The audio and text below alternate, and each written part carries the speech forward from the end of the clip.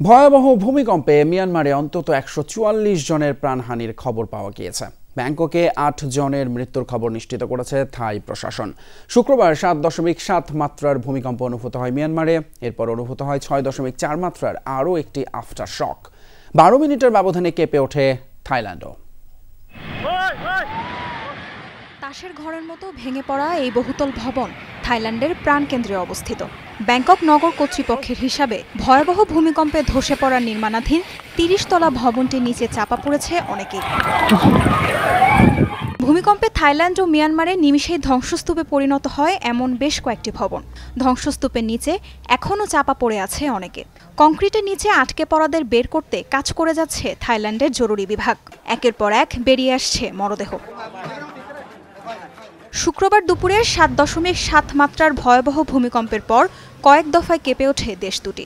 মার্কিন ভূতাত্ত্বিক জরিপ সংস্থা ইউএসজিএস জানায়, ভূকম্পনের উৎপত্তিস্থল মিয়ানমারের মান্দালায়। ভূমি থেকে মাত্র ১০ কিলোমিটার গভীরে এর উৎপত্তি। ফলে পূর্ণ শক্তিতে আঘাত হানে প্রাকৃতিক দুর্যোগ। কম্পন টের পাওয়া গেছে ৬৫০ মাইল দূর থেকেও। প্রথমে বুঝতে পারিনি ভূমিকম্প হচ্ছে। আমার আশেপাশের চেয়ার টেবিল দুলতে শুরু করে। পরে দেয়াল ও কাঁচ ভাঙার শব্দ শুনে বুঝতে পারি ভূমিকম্প হচ্ছে। আমাদের বিল্ডিংয়ের সিলিংয়ের কিছু অংশও ভেঙে পড়ে। আমি পরে দৌড়াতে শুরু করি।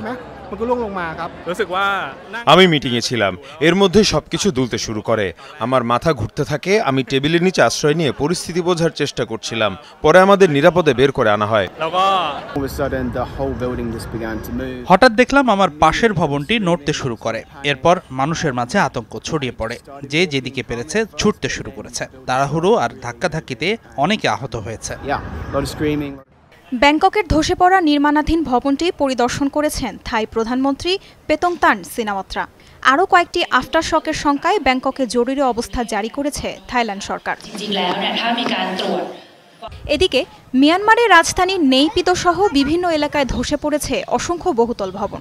সময়ের সাথে পাল্লা দিয়ে বাড়ছে নিহতের সংখ্যা। উৎপত্তিস্থল মান্দালায়ের পরিস্থিতিও ভয়াবহ।